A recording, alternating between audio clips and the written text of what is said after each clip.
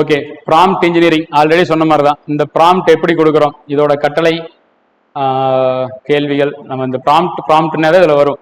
ப்ராம்ப்ட்டுங்கிறது ஒரு டெக்னிக்கலான வேர்டுன்னு வச்சுக்கேன். இந்த ப்ராம்ப்ட் இன்ஜினியரிங் இதெல்லாம் வந்து காசாக்கிட்டு இருக்கிறாங்க. இதை சொல்லித்தரேன் அப்படின்னு சொல்லி காசாக்கிட்டு இருக்கிறாங்க. பெரிய விஷயமே கிடையாது. நம்ம சொல்கிறத அது செய்யணும், நம்ம கேட்குற ரிசல்ட்டு வரணும், நம்ம எதிர்பார்க்குற ரிசல்ட், கேட்குற ரிசல்ட் வர நம்ம எதிர்பார்க்குற ரிசல்ட் வரணும். அதுக்கு நீங்க என்ன வார்த்தைகளை பயன்படுத்தினால் கிடைக்கும் அப்படிங்கறத இங்க விஷயம். இவ்வளவுதான். இந்த இந்த ரெண்டு லைன் தான் வந்து 30,000 வாங்கிட்டு ஒரு மாசம் கூடி சொல்லி தரான். அதுக்கு சிலபஸ் ரெடி பண்ணிக்கிறேன். அந்த சிலபஸ் ரெடி பண்றது, அதோட கண்டென்ட் ரெடி பண்றது, அந்த அவன் வந்து கிளாஸ் எடுக்கிறது எல்லாமே ChatGPT வச்சே எடுத்துறான். ப்ராம்ப்ட் இன்ஜினியரிங்க்கு எனக்கு சிலபஸ் கொடுன்னு கேட்டா கொடுக்கும். நான் ஒரு 50 பேர்த்து சேர்த்திட்டேன். இந்த 50 பேருக்கு நான் என்ன சொல்லி கொடுக்கறதுன்னு கேட்டா சொல்லிடும்.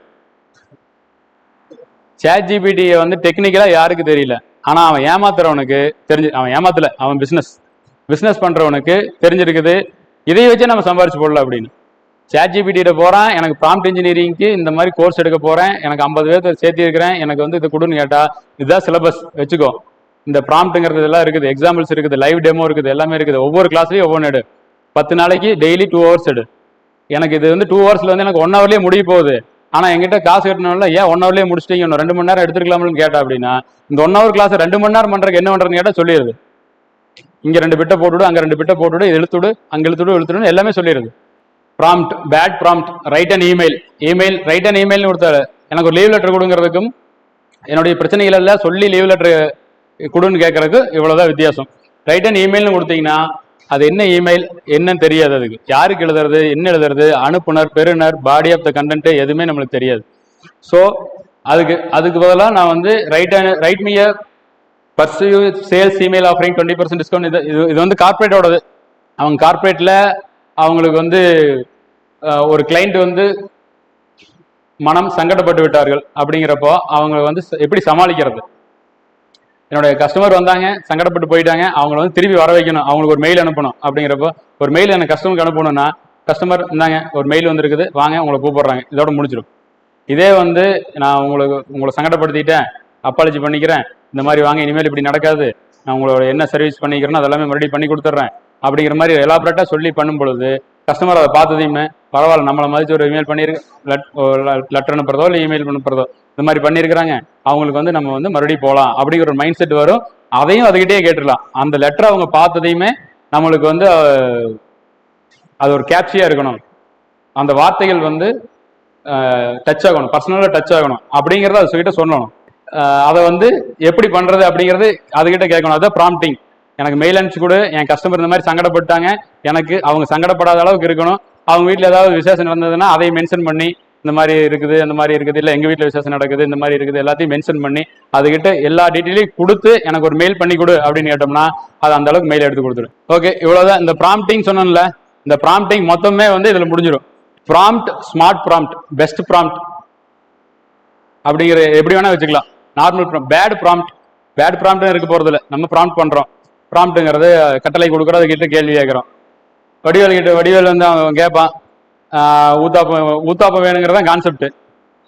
ஆனா எனக்கு வந்து 12 கரண்டி நெய் எடுத்து வெளியே விளாவி விட்டு உள்ள ஒரு 12 கரண்டி விட்டு அந்த மாவு இப்படி ஊத்தி அப்படி ஊத்தி மலைச்சாரல் மாதிரி கேரட்டை போட்டு எனக்கு இதெல்லாம் பண்ணி கொடு அப்படின்னு கேட்ட அப்படின்னா இவன் பண்ண மாட்டான், ஆனா அது பண்ணி கொடுக்கும். இதை வந்து கேள்வியே வச்சுக்க, நம்ம கேட்குற கேள்வியே வச்சுக்க, நம்ம கேட்குற கேள்வி எப்படி இருக்கணும் அப்படிங்கிறதுக்கு இது பெஸ்ட் ஐடியா.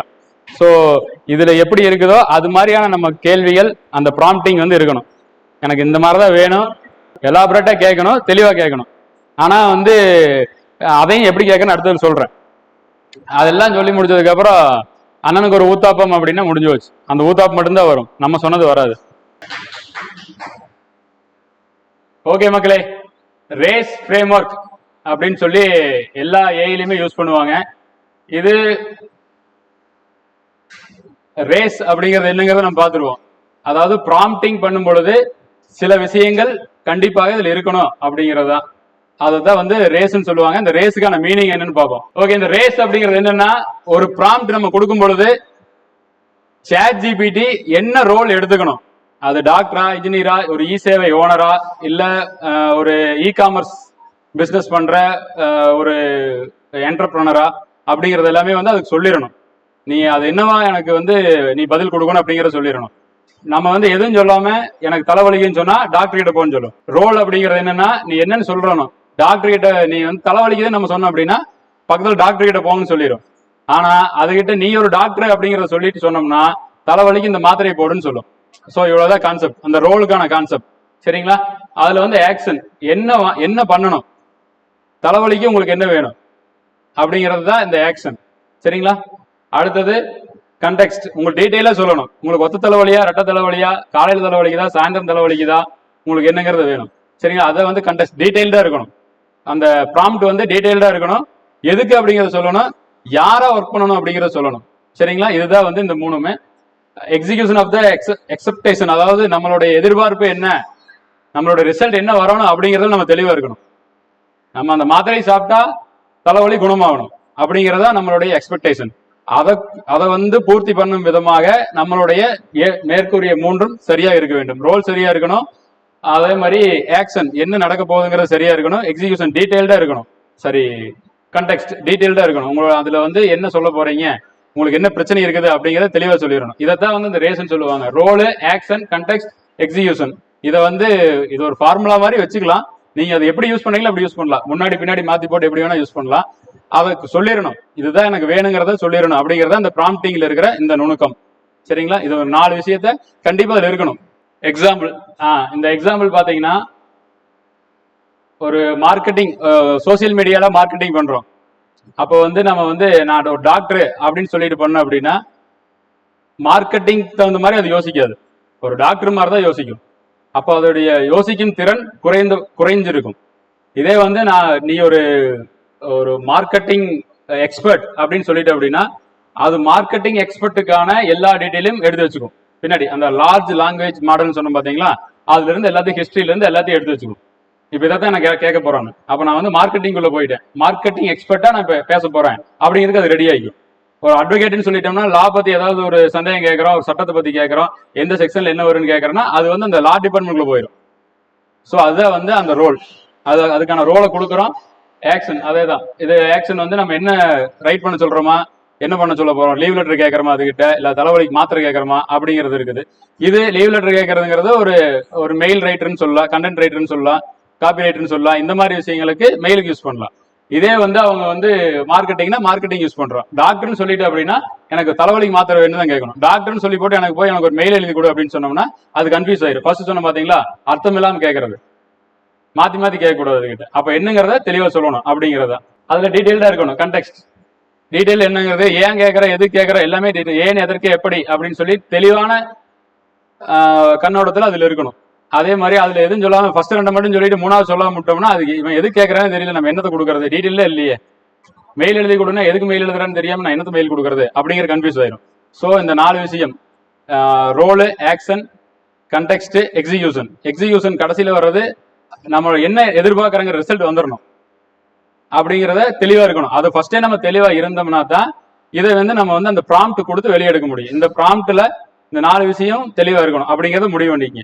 இதை முன்னாடி பின்னாடி எப்படி வேணா கேட்கலாம், நீங்க எவ்வளவு எலாபரேட்டா வேணா கேட்கலாம். ஆனா இது 3 விஷயம் உள்ள இருக்குதான்னு மட்டும் செக் பண்ணிக்க. நீங்க கொடுத்துட்டு என்டர் கொடுக்குற முன்னாடி செக் பண்ணிக்கங்க, எல்லாத்தையும் கரெக்டா இருக்குதான்னு பார்த்துட்டு கொடுங்க. அப்படி கொடுத்துட்டீங்க அப்படின்னா அது சர மாதிரி நீங்க ஏதாவது தவறா கொடுத்துட்டீங்கன்னா சர மாதிரி அதுக்கான ஆன்சர் ஏதாவது மாத்திக்கிறது கொடுத்துரும். ஆனா நீங்க அதையே கரெக்டா நினைச்சு எடுத்து ஒர்க் பண்றதுக்கு ஆரம்பிச்சிருவீங்க. இல்ல அது ஃபார்வர்ட் பண்றதோ, இல்ல பேஸ்ட் பண்றதோ, மெயில் அனுப்புறதோ, இந்த மாதிரியான விஷயங்களுக்கு யூஸ் பண்ணிடுவீங்க. அப்ப அந்த டீடைல்டு அப்படிங்கிறதுல நீங்க என்ன கொடுக்கணும் அப்படின்னா, எனக்கு இந்தமான வார்த்தைகள் வரக்கூடாது, அழகான வார்த்தைகள் வரணும், கண்டிக்கத்தக்க வார்த்தைகள் வரக்கூடாது அப்படிங்கிறதுல நம்ம மென்ஷன் பண்ணிட்டோம் அப்படின்னா அந்த நம்ம கேட்கக்கூடிய வார்த்தைகளை தவிர்த்து வேற வார்த்தைகளை அது கொடுக்காது, அந்த வார்த்தைகளை விட்டுட்டு கொடுக்கும். இதே பொதுவாக கொடுத்துட்டீங்க அப்படின்னா எல்லாத்தையுமே கொடுத்துரும். அப்ப நம்ம தான் அதை ஃபில்டர் பண்ணிட்டு இருக்கணும். ஸோ இவ்வளவுதான் கான்செப்ட். சரிங்களா? காமன் மிஸ்டேக்ஸ் நம்ம பண்றது இப்ப சொன்னதுதான். அர்த்தம் இல்லாம பண்றது, அந்த ரோல் என்னங்கிறத சொல்லாம, டாக்டர்னு சொல்லாம மருந்து கேட்கறது, அட்வொகேட்னு சொல்லாம நம்மளுடைய சட்டத்திட்டங்களை பற்றி கேட்டுக்கொள்வது, இந்த மாதிரி மாத்தி மாத்தி கேட்கறது. டாக்டர்னு சொல்லிட்டு எனக்கு இந்த செக்ஷன்ல என்ன ஆக்ஷன் வரும், என்ன வரும்னு கேட்டோம்னா அது சொல்லாது. ஸோ இவ்வளவுதான் பிரச்சனை. அந்த ஓவர் காம்ப்ளிகேட்டிங் த ப்ராம்ப்ட், எல்லாம் பக்கம் பக்கமா நம்ம ஒரு பக்கத்துக்கு அடிச்சிருவோம், ஏதாவது ஒரு விஷயத்த சொல்லாம விட்டுருவோம். இல்ல அப்படின்னா மாத்தி மாத்தி ஒரு பாசிட்டிவான விஷயத்தையும் கேட்டிருப்போம், அது கீழே அதை மாத்தி பேசுற மாதிரி நெகட்டிவான விஷயத்தையும் பேசிடுவோம். எனக்கு இந்த பிரச்சனை சால்வ் ஆகணும் அப்படின்னு சொல்லியிருப்போம். சால்வ் ஆகலைன்னா எனக்கு இந்த மாதிரியான விஷயங்கள் எனக்கு பிரச்சனை வரும், இதை சால்வ் பண்ணி கொடுன்னு கேட்போம். எனக்கு பிரச்சனையும் சால்வ் ஆகணும், அதாவது கூழுக்கு ஆசை மீசைக்கு ஆசைன்னு சொல்லுவாங்கல்ல, அந்த மாதிரியான விஷயங்களை வந்து கொடுத்தா அப்படின்னா இது வந்து ஆன்சர் கொடுக்காது, தவறாக தான் கொடுக்கும். சரிங்களா? ஹவு டு ஃபிக்ஸ், அதாவது ஸ்பெசிஃபிக்கா நம்மளுக்கு என்ன வேணுங்கிறத தெரிஞ்சு வச்சிருக்கணும். அந்த ரேஸ் ஃப்ரேம் ஒர்க், ரோல் என்னங்கிறத சொல்லணும், ஆக்ஷன் என்ன பண்ண போறோம்னு சொல்லணும், கண்டெக்ஸ்ட் டீடைல்ல இருக்கணும், என்ன எதிர்பார்க்கிறோம் அப்படிங்கிறத அந்த ப்ராம்ப்டுக்குள்ள இருக்கணும். சரிங்களா? அந்த ப்ராம்ப்ட்ங்கிறது நம்ம என்ன கொடுக்க போறோம், என்ன கேட்கறோம் அப்படிங்கிறத பொறுத்தது தான். அதை வந்து தெளிவாக வச்சுக்கணும். சரிங்களா? நம்ம வந்து ஃபர்ஸ்ட் சொன்ன மாதிரி அர்த்தம் இல்லாமல் கேட்பதோ, முன்னுக்கு பின் முரணாக கேட்பதோ, ஹைப்போத்தட்டிக்கலா கேட்கறது. ஒரு சில கோழிலேருந்து முட்டை வந்துச்சா, முட்டையிலேருந்து கோழி வந்துச்சான்னு கேட்டோம்னா அது குழப்பிடும். இதை முடிஞ்சதுக்கு அப்புறம் கேட்டு பாருங்க, தமிழ்லயே வாய்ஸ்ல கேட்டு பாருங்க, அது என்ன சொல்லுதுன்னு எனக்கும் தெரியல, கேட்டு பாருங்க. கேட்டு பார்த்துட்டு என்ன ஆன்சர் வருதுன்னு பாத்துக்கலாம். சரிங்களா? அதுதான் வந்து அந்த அர்த்தம் இல்லாம கொடுக்கறது. அது நம்மளுக்கு தேவையில்லை. கோழிலேருந்து முட்டை வந்தாங்கன்னா முட்டையிலேருந்து உடைச்சா ஆம்லெட் போட்டா வேலை முடிஞ்சு. சரியா? அவ்வளவுதான். இது எல்லாமே வந்து டெஸ்டிங் பண்றோம், அட்ஜஸ்ட் பண்ணிக்கிறோம். நம்ம கேட்கக்கூடிய கேள்விகள் ஒரு பக்கத்துக்கு கேட்டிருப்போம், அது வந்து அதுவும் பதில் கொடுத்துருக்கோம். பதில் கொடுத்ததுக்கு அப்புறம் நம்ம அதை கொஞ்சம் அட்ஜஸ்ட் பண்ணிக்கணும். ஹியூமன் இன்டெலிஜென்ஸ் யூஸ் பண்ணி நம்மளுடைய நுண்ணறிவை பயன்படுத்தி அதை வந்து எச்சு கம்மியா இருக்கிறது, ஏதாவது முன்னாடி பின்னாடி இருக்கிற வார்த்தைகளை பயன்படுத்துறது, இந்த மாதிரி இருக்கும். அது கொடுத்ததுக்கு அப்புறம் எனக்கு இந்த வார்த்தை வேண்டாம், இதை நீக்கிட்டு எனக்கு கொடு அப்படின்னு சொன்னோம்னா அந்த வார்த்தையை நீக்கி விட்டு அது கொடுக்கும். அதுதான் அட்ஜஸ்ட். நம்ம டெஸ்ட் பண்றோம், ஒரு லெட்டர் கேட்கறோம், லெட்டர் மாத்தி கொடுத்துட்டே இருக்குது. நம்ம வந்து ஒரு அதிகாரிக்கு லெட்டர் அடிக்கும் போது அதிகாரிக்கான லெட்டரா அது இருக்கணும். எனக்கு இந்த மாதிரியான வார்த்தைகள் வரணும், மதிப்பு மிக்க வார்த்தைகள் வரணும் அப்படிங்கிற சொல்லிட்டோம்னாவே அது மதிப்பு மிக்க வார்த்தைகளா போட்டு கொடுத்துரும். அதை வந்து ஸ்பெசிஃபிக்கா நம்ம வந்து கொடுத்து டெஸ்ட் பண்ணி அதுல ஏதாவது எச்சு கம்மி இருந்ததுன்னா நம்ம யூஸ் பண்ணி கொஞ்சம் அட்ஜஸ்ட் பண்ணிக்கணும். ஏதாவது ஒருத்தவங்க ஒரு கவிதை எழுதுறீங்க, ஏதாவது பண்ணும்பொழுது அது எதுகை மோனை எங்கேயாவது மிஸ் ஆகலாம், நம்மளுக்கு தெரிஞ்ச வார்த்தைகளை கொஞ்சம் மாத்திக்கணும், மாத்தி அடிச்சு வேலையை முடிச்சுக்க வேண்டியதான். இதுதான் டெஸ்ட் அண்ட் அட்ஜஸ்ட். சரிங்களா? ஓகே.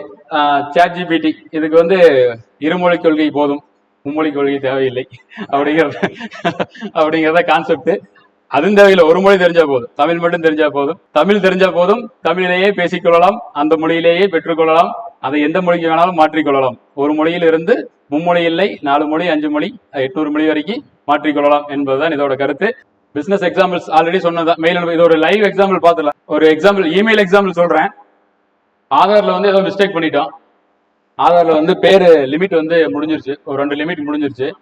ஆதார்ல 2 டைம் தான் பேர் மாற்ற முடியும், 3வது டைம் பேர் மாற்ற முடியாது, ரூல்ஸ் அது. இப்போ வந்து 3வது டைம் நம்ம பேரை மாற்றணும். ஆனால் நம்ம வந்து கஸ்டமர் கேர் கால் பண்ணுறோம், ஒன்றா ஃபோன் எடுக்க மாட்டேன், இல்லை லைன் போயிட்டே இருக்கு, கட் ஆயிரும், பிரச்சனை இருந்துகிட்டே இருக்கும். ஆனால் நான் என்னோட எக்ஸ்பீரியன்ஸில் சொல்கிறேன், ஆதாரில் ஒரு பிரச்சனை ஆயிடுச்சு. இது ஒரு பேர் வந்து ஒரு ஆப்ரேட்டர் மிஸ்டேக்ல ஒரு நேம்ல ஒரு ஸ்பெல்லிங் மிஸ்டேக் பண்ணிட்டாங்க. திருப்பி அவங்க கேட்குறாங்க, கஸ்டமர் கேர்ல கேட்குறாங்க, உங்களுக்கு லிமிட் முடிஞ்சிருச்சுன்னு சொல்லிட்டாங்க. கம்ப்ளைண்ட் போடுறாங்க, உங்களுக்கு ஆர்ஓல இருந்து எங்களுக்கு ரிப்ளை வந்திருக்குது, ரீஜனல் ஆஃபீஸ் வந்து எங்களுக்கு ரிப்ளை வந்திருக்குது. என்ன ரிப்ளை வந்திருக்குதுன்னா, ஏற்கனவே நீங்க 2 லிமிட் முடிச்சிட்டீங்க, அதனால உங்களுடைய பேர்ல வந்து லிமிட்டை கிராஸ் பண்ணதை எங்களால சரி பண்ண முடியாது, உங்களுக்கு ரிஜெக்டட் தான் அப்படின்னு கன்ஃபார்ம் பண்ணிடுறாங்க. சரி, இதை நான் என்ன பண்றது அப்படின்னு கேட்டா, கெஜெட்ல மாத்திட்டு வாங்க. கெஜெட்ல மாத்திட்டு வந்தா தான் நாங்க ஒரு ஸ்பெல்லிங் மிஸ்டேக், ஆப்ரேட்டர் பண்ண மிஸ்டேக், ஆனா வந்து கெஜெட்ல மாத்திட்டு வர்றது எப்படி சாத்தியம்? தப்பான பேரை கெஜெட்ல கொடுத்துட்டு அது பழைய பேருன்னு சொல்லிட்டு சரியான பேரு புது பேருன்னு சொல்லி மாத்திட்டு வர சொல்றாங்க. கவர்மெண்ட்டுக்கு மூளை இல்லை அப்படிங்கிறது நம்மளுக்கு எல்லாத்துக்கும் தெரிஞ்சதுதான். ஆனா இதை பண்ண சொல்றாங்க. இதை எப்படி பண்றது? அப்போ இதை வந்து நான் விலைக்கு சொல்லணும், என்ன பிரச்சனை அவனுக்கு சொன்னாலும் புரிய மாட்டேங்குது. தமிழ்ல தான் அவனும் பேசுறான், இல்ல ஏதோ ஒரு தக்கி முக்கிய இங்கிலீஷ்ல பேசுறோம், ஏதோ பேசுற போது அவனுக்கு புரிய வைக்க முடியல, அவனுக்கு புரிய மாட்டேங்குது. இதை எப்படி நான் சால்வ் பண்றது அப்படிங்கறத பார்க்கும் பொழுது இதுக்கு ஒரு மெயில் போடலாம் அப்படின்னா நான் அடிச்சிருவேன். எல்லாருமே இதை பண்ணணும் அப்படின்னா சாட் ஜிபிடி ரொம்ப ஈஸியா பண்ணி கொடுத்துருச்சு. அவர் பேரு ராஜசேகர், வி ராஜசேகர்னு இருக்குது. அவரோட பிஎஃப்ல வந்து ராஜசேகர்னு மட்டும் இருக்குது. அவர் இது வரைக்கும் நேம் சேஞ்ச் பண்ணவே இல்லை. நேம் சேஞ்ச் பண்ணாம பிஎஃப்ல ராஜசேகர்னு இருக்குது, அதனால பேன் கார்டை கொடுத்து ராஜசேகர்னு மாத்திட்டார். வி ராஜசேகர்னு மாத்திட்டார். மாத்தினதுக்கு அப்புறம் ஒரு லிமிட் முடிஞ்சது, பிஎஃப் கிளைம் பண்ணிட்டாரு, பணம் வந்துருச்சு. இப்ப பாஸ்போர்ட்டுக்கு போறாரு, பாஸ்போர்ட்ல இன்சில் போட்டுவாங்க, அப்பதான் உங்களுடைய சர்நேம் வரும், அப்பா பேர் இல்லைன்னா பிரிண்ட் ஆகாது அப்படின்னு சொல்லிடுறாங்க. இப்போ அவர் என்ன பண்றாரு, மறுபடியும் போயிட்டு எனக்கு ஓட்டர் ஐடியோ லைசன்ஸ் வச்சு ராஜசேகர் வீன்னு மாத்துறாரு. ராஜசேகர் வீன்னு மாத்தும் பொழுது இடையில ஒரு ஏவை மிஸ் பண்ணிடுறாங்க. ராஜசேகர் ராஜசேகர் வி அப்படின்னு போட்டு கொடுத்துறான். தமிழ்ல ராஜசேகர் கரெக்டா அடிச்சிடறான். இங்கிலீஷ்ல அடிக்கும் போது ராஜசேகருக்கு பதிலாக ராஜ்சேகர் அப்படின்னு டைப் பண்ணிடுறான், ராஜ்சேகர் வீண் டைப் பண்ணிடுறான். இப்ப 2வது லிமிட்டும் முடிஞ்சது, பாஸ்போர்ட் அப்ளை பண்ண முடியல. இவங்கிட்ட கேட்டா உங்களுக்கு லிமிட் முடிஞ்சிருச்சு, பண்ண முடியாதுன்னு. இப்ப இவர் கேட்டா இவர் வந்து கஸ்டமர் கேர்ல கேட்கும் பொழுது என்ன சொல்றாங்கன்னா, ராஜ்சேகர் என்பது என்னுடைய பழைய பெயர், ராஜசேகர் வி என்பது புதிய பெயர் அப்படின்னு சொல்லி கெஜெட் மாத்திட்டு வாங்க அப்படின்னு. கெஜெட் ஆபீஸ்ல கேட்டா இது வந்து ஸ்பெல்லிங் மிஸ்டேக், இதை எப்படி நான் வந்து உங்களுக்கு மாத்தி தர முடியும்?